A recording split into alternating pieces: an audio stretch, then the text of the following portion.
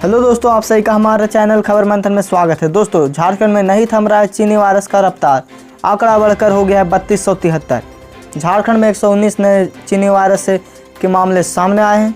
इसमें धनबाद के 23, कोडरमा के 17, पूर्वी सिंहभूम 17, रांची 11, साहिबगंज 10, सरायकेला गोड्डा 7, दुमका सिमडेगा के 3, पाकुड़ 11, चतरा, खूंटी, देवघर, गिरिडीह, गुमला से एक संक्रमित शामिल हैं। आज के 119 नए मामलों को मिलाकर झारखंड में संक्रमितों की संख्या बढ़कर 3273 पर पहुंच गई है। झारखंड के 60,000 पारदर्शकों के मई माह का मानदेय हो गया है जारी। झारखंड के 60,000 पारदर्शकों के मई माह का मानदेय जारी कर दिया गया है। झारखंड शिक्षा परियोजना परिषद ने गुरुवार को मई महीने का बकाया मानदेय 78 करोड़ रुपये जारी कर दिए। शुक्रवार को पारदर्शकों के बैंक खाते में राशि पहुँच जाएगी। पारदर्शकों को अप्रैल महीने का बकाया मानदेय 78 करोड़ रुपये भी सोमवार को जारी किया गया था, जिसका भुगतान मंगलवार को उन्हें हो चुका है। अप्रशिक्षित पारदर्शक और जिनका प्रशिक्षण का रिजल्ट अब तक क्लियर नहीं हुआ है, उन्हें भुगतान नहीं किया गया। पारदर्शकों का मानदेय अप्रैल 2020 से ही बकाया था। वहीं जून का मानदेय इस महीने के अंत तक भुगतान कर दिया जाएगा। झारखंड के हाईकोर्ट में 14 जुलाई तक याचिका दायर करने पर है रोक। झारखंड हाईकोर्ट में 10 से 14 जुलाई तक कोई याचिका दायर नहीं की जाएगी। ऑनलाइन और ऑफलाइन दोनों याचिका दायर करने पर रोक लगा दी गई है। हाईकोर्ट ने इस संबंध में आदेश जारी किया है और हाईकोर्ट एडवोकेट एसोसिएशन को भी इसकी जानकारी दी गई है। इसके बाद एसोसिएशन ने नोटिस जारी कर सभी वकीलों को इससे अवगत करा दिया है। हाईकोर्ट ने तकनीकी कारणों से याचिका दायर करने पर रोक लगाई है। जानकारी के अनुसार हाईकोर्ट ने सभी 1/3 कर्मचारियों को ही बुलाया जा रहा है। शिक्षा मंत्री जगन्नाथ महतो ने कहा, मैट्रिक इंटर के सिलेबस में होगी कटौती। लॉकडाउन के कारण बंद स्कूल है। बच्चों की ऑनलाइन पढ़ाई की व्यवस्था भी की गई है, पर पूरी तरह से कारगर नहीं है। ऐसे में अगले वर्ष का रिजल्ट प्रभावित नहीं हो, इसके लिए प्रयास करना होगा।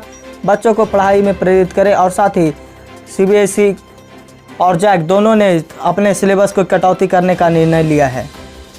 शिक्षा मंत्री जगन्नाथ महतो ने बुधवार को झारखंड एकेडमिक काउंसिल सभागार में मैट्रिक रिजल्ट प्रकाशन समारोह में बात कही थी। मैट्रिक व इंटर के सिलेबस में कटौती हुई। उन्होंने कहा कि रिजल्ट बेहतर हो, इसके लिए और भी प्रयास किए जा रहे हैं। झारखंड में बढ़ेगा लॉकडाउन। झारखंड में चीनी वायरस के मामलों में आ रही तेजी के बीच मुख्यमंत्री हेमंत सोरेन ने खुद को क्वारंटीन कर लिया है।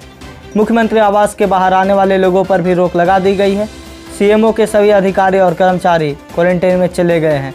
इस बीच सोशल मीडिया में यह बात सामने आ रही है कि 15 जुलाई शाम 5 बजे से झारखंड में संपूर्ण लॉकडाउन हो सकता है। हालांकि इस बात की कोई भी ऑफिशियल न्यूज अभी तक नहीं आई है, लेकिन इस पर आपको क्या लगता है, लॉकडाउन लगना चाहिए या नहीं? आप अपना राय हमें कमेंट में ज़रूर बताएं। निजामुद्दीन मरकज मामले में दिल्ली की अदालत ने 8 देशों के 76 नागरिकों को जमानत दे दी है।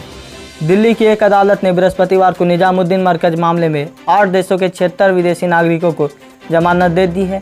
इन सभी के खिलाफ वीज़ा नियम का उल्लंघन कर अवैध रूप से मिशनरी गतिविधियों से सम्मिलित होने और कोविड-19 प्रकोप के मद्देनजर लागू सरकार आदेश निर्देश का उल्लंघन करने का आरोप है। मुख्य मेट्रोपॉलिटन मजिस्ट्रेट गुरमोहिना कौर ने प्रत्येक को 10,000 रुपये जुर्माने पर राहत प्रदान की है। टीवी पर होगी पढ़ाई, घर घर टीवी का होगा सर्वे। चीनी वायरस की वजह से जहां लोगों की आदतें बदली है, वहीं काम करने के तरीके में भी बदलाव आ रहा है। सरकारी दफ्तरों में काम करने से लेकर स्कूलों में पढ़ाई तक का चलन बदला है। सरकार ने सभी बच्चों को पढ़ाई प्रभावित ना हो, इसके लिए घर घर जाकर टीवी का सर्वे करेगी। ऐसे घरों का पता लगाएगी जिनके यहाँ टीवी नहीं है। DIOS की ओर से सभी प्रधानाचार्यों को इसके लिए आदेश जारी कर दिया गया है। देश और दुनिया में चीनी वायरस ने सभी व्यवस्था को चौपट कर दी है। इसी बीच छात्रों की पढ़ाई खराब ना हो, यह डर सता रहा है। हाई स्कूल और इंटरमीडिएट के छात्रों की पढ़ाई दूरदर्शन के चैनल स्वयं प्रभा पर शुरू करवाई जा रही है। वहीं अब कक्षा 9 और 11वीं की पढ़ाई की तैयारी शुरू कर दी गई है।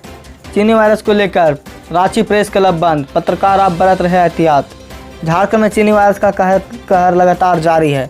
प्रत्येक दिन चीनी वायरस संक्रमितों की संख्या लगातार बढ़ती जा रही है। इसके बीच रांची प्रेस क्लब को भी अगले आदेश तक के लिए बंद कर दिया गया है। प्रेस क्लब के उपाध्यक्ष पिंटू दुबे ने बताया, जिस तरह धनबाद में कई पत्रकार चीनी वायरस से ग्रसित हुए हैं, उसके बाद यह प्रेस क्लब की तरफ से लिया गया फैसला। अगले आदेश तक प्रेस क्लब को पूरी तरह से बंद कर दिया गया है। कोई भी गतिविधियाँ यहाँ फिलहाल नहीं होगी। 7 दिनों में आएगा जैक इंटर का result. Jharkhand academic council matric के बाद अब इंटर का रिजल्ट निकलने को तैयार है। जैक ने इंटर साइंस और कॉमर्स का मूल्यांकन कार्य पूरा कर लिया है। साथ ही इन दिनों दोनों संकाय का रिजल्ट भी जल्दी तैयार किया जा सकता है। जैक के अनुसार इंटर का रिजल्ट अगले 7 दिनों के अंदर जारी कर दिया जाएगा। इसके बाद तीसरे चरण में इंटर कला के रिजल्ट 25 जुलाई तक ऑनलाइन जारी कर दिया जाएगा। इंटर में 2,30,000 बच्चों ने परीक्षा दी है। लॉकडाउन की वजह से बोर्ड की कॉपियां मूल्यांकन देरी से जांच हुई है। झारखंड में धर्मांतरण एक बहुत बड़ा मुद्दा बनकर सामने आ रहा है।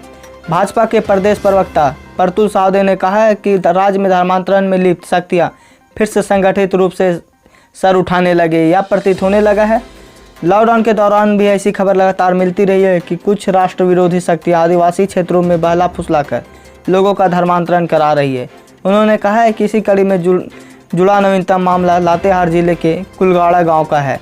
शंकर भूंइया और करमिन भूंइया ने लातेहार पुलिस से मिलकर भसूर के आश्रय तिर्की और परिजनों पर जबरन धर्म परिवर्तन कराने का आरोप लगाया है।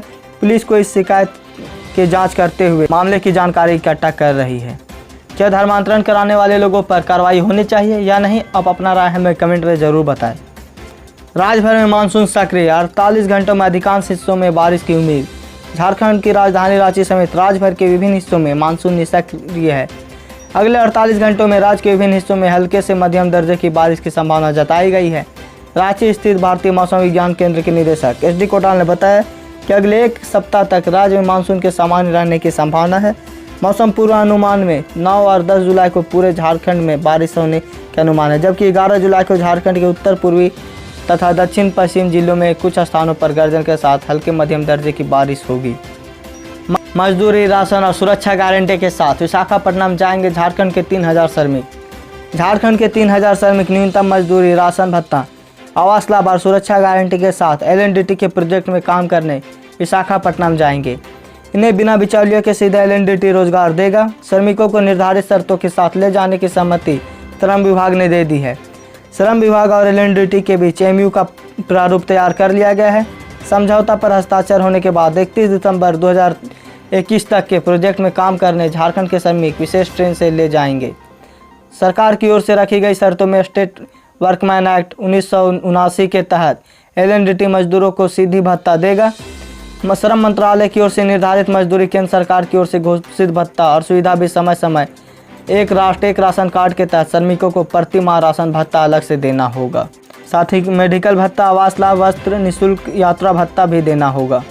अमेरिका ने कहा, चीन के आक्रामक तेवर का भारत ने दिया है मुंह तोड़ जवाब। अमेरिका के विदेश मंत्री माइक पोम्पियो ने बुधवार को कहा कि चीन के आक्रमण तेवर का भारत ने मुंह तोड़ जवाब दिया है। सीमा विवाद को नुकसान चीनी आदत बन गई है और दुनिया की उसे ऐसा नहीं करने देना चाहिए। यह प्रेस कॉन्फ्रेंस में लद्दाख में चीन घुसपैठी के सवाल पर पोम्पियो ने कहा, मैंने भारतीय विदेश मंत्री S जयशंकर के इस बारे में बात की है। चीन ने बिना किसी उकसावे के एक कार्रवाई की और भारत ने उसका सही जवाब दिया है। देश के 76% लोगों को प्रधानमंत्री नरेंद्र मोदी पर भरोसा है। क्या आपको भरोसा है? तो आप हमें कमेंट में ज़रूर बताएं। सौरव गांगुली के खुलासे के बाद स्थगित हुआ Asia cup. Asia cricket council ने बताया कब होगा टूर्नामेंट। एशियन क्रिकेट काउंसिल ने गुरुवार को आधिकारिक तौर पर इस साल होने वाले एशिया कप को स्थगित किए जाने की घोषणा कर दी है। एक दिन पहले भारतीय क्रिकेट कंट्रोल बोर्ड के अध्यक्ष सौरव गांगुली ने एशिया कप के स्थगित होने की जानकारी दी थी और कहा कि अगले महीने इसकी आधिकारिक घोषणा भी कर दी जाएगी। इसी साल सितंबर में आयोजन होने वाले एशिया कप के स्थगित होने की जानकारी देते हुए बताया गया कि अगले साल इसे जुलाई में कराए जाने का दिशा में काम किया जा रहा है। बयान में कहा गया कि ACC की एग्जीक्यूटिव बोर्ड ने भी इस बार कोविड-19 के पैदा हुई स्थिति का जायजा किया और इससे प्रभाव की जानकारी लेने के लिए बैठक की गई है। उज्जैन से गिरफ्तार विकास दुबे का अब होगा नया ठिकाना। कानपुर में 8 पुलिसकर्मियों की हत्या का आरोपी विकास दुबे उज्जैन के महाकाल मंदिर से गिरफ्तार किया गया है। मध्य प्रदेश के गृह मंत्री नरोत्तम मिश्र ने विकास दुबे की गिरफ्तारी की पुष्टि की है। बताया जा रहा है कि मंदिर के पुजारी ने पुलिस को बुलाकर विकास के बारे में बताया, तब जाकर उसकी गिरफ्तारी हो पाई है। इस पूरे घटनाक्रम का ताज़ा अपडेट है कि मध्य प्रदेश पुलिस विकास दुबे की गिरफ्तारी नहीं करेगी, बल्कि MP पुलिस उसे पुलिस को हैंड ओवर करेगी। सूत्रों से पता चला है कि UP-FTI आधिकारिक चार्टर्ड प्लेन से इंदौर पहुंचेंगे और विकास दुबे को अपने साथ ले जाएंगे।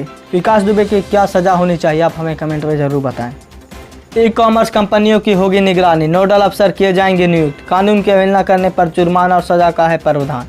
उपभोक्ताओं के साथ हो रही नाइंसाफ़ी को लेकर गंभीर हुई सरकार ने ई-कॉमर्स कारोबार पर सख्ती बरतने का फैसला किया है। ई-कॉमर्स कंपनियों को उत्पाद के बारे में वेबसाइट पर सारी जानकारी प्रदर्शित करनी होगी। उपभोक्ता मामला मंत्रालय की निगरानी के लिए नोडल अफसर नियुक्त करेगा। कानूनी प्रावधान की अवहेलना करने वाली कंपनियों और वेबसाइटों पर सख्त कार्रवाई की जा सकती है। वीडियो कॉन्फ्रेंसिंग के माध्यम से पत्रकारों से बातचीत में केंद्रीय उपभोक्ता मामले व खाद्य मंत्री रामविलास पासवान ने हैरानी जताते हुए कहा, इस तरह की गड़बड़ी करने वाले पर अंकुश पाने के लिए कानून तो है, लेकिन इसे लागू करने वाले अलग है। उपभोक्ताओं की ओर से आने वाली शिकायतों के मद्देनज़र इन पर कड़ी कार्रवाई शुरू की जा सकती है। तो दोस्तों, आज की ताज़ा खबर बस इतना ही। अगर आप हमारे चैनल में नए हैं तो हमारे चैनल को सब्सक्राइब करें और बेल आइकन दबा दें ताकि जब भी हम वीडियो डालें नोटिफिकेशन आप तक पहुंच जाए।